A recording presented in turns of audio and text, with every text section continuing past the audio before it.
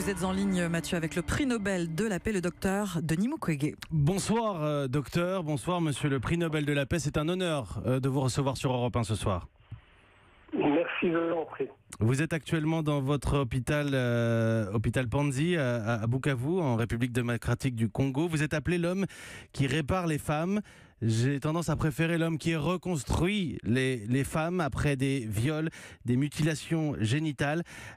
Vous avez dit que la ligne rouge a été tracée sur les armes chimiques, biologiques, sur le nucléaire. Désormais, les violences sexuelles sont reconnues comme une véritable arme de guerre.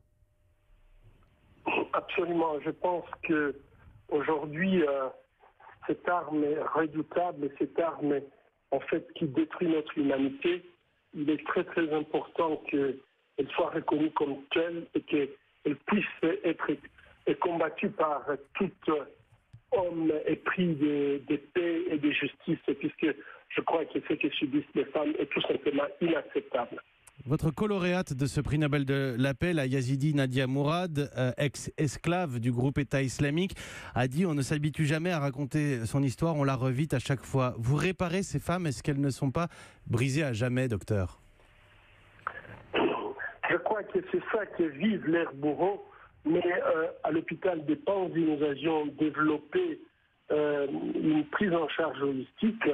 Nous reconnaissons que elles ne pourront jamais être les mêmes après le traitement, mais au moins cette prise en charge holistique permet aux femmes d'être capables de revenir à la vie, de rebondir et de se battre pour leurs droits. Et je crois qu'à partir du moment où elles prennent conscience de leurs droits et se battre pour leurs droits, nous considérons que socialement, ils sont réintégrés. Docteur, des enfants sont nés de ces viols. C'est parfois du sceau du crime, ils sont marqués à vie. Est-ce que vous les prenez en charge aussi? Nous prenons en charge les enfants. Nous avons à la maison d'Orcas, c'est une maison de transit que nous avons à Panzi, qui accueille les jeunes, en fait les enfants qui deviennent mères avant d'être femmes, mais également nous accueillons les enfants issus du viol. Et je dois dire que après 20 ans, nous avons là des jeunes garçons, des jeunes filles qui ont 16, 17, 18 ans. Et effectivement, c'est une bombe à retardement puisque ce sont des jeunes qui ont des questions et souvent c'est très très difficile de pouvoir y répondre par rapport souvent à leur identité.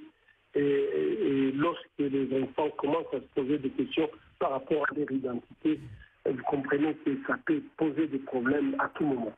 Docteur, je rappelle que vous êtes actuellement dans votre hôpital, l'hôpital Panzi en République démocratique du Congo. Est-ce que vous êtes aussi le symbole, alors qu'en France et dans le monde occidental on célèbre, on se rappelle en tout cas l'affaire Weinstein, le hashtag MeToo, les violences faites aux femmes. N'êtes-vous pas le symbole que dans ces combats, il faut des hommes? Effectivement, je pense que la majorité des hommes ne violent pas et donc cette majorité devrait s'exprimer en faveur des femmes.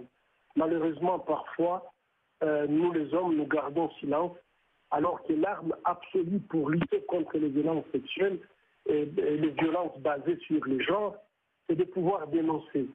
Et lorsque les femmes ont pris cette initiative de dénoncer, je crois que les hommes devraient les accompagner puisque c'est la meilleure façon de protéger nos femmes, nos mères, nos filles et nos épouses.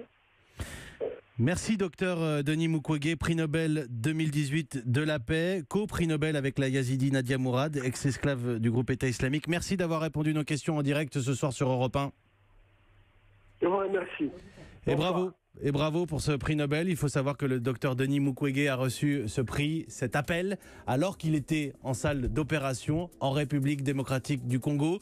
Je le remercie particulièrement d'avoir répondu à nos questions ce soir, précisément puisque nous parlons de la condition féminine, de ce hashtag MeToo qui a 1 an, de l'affaire Weinstein.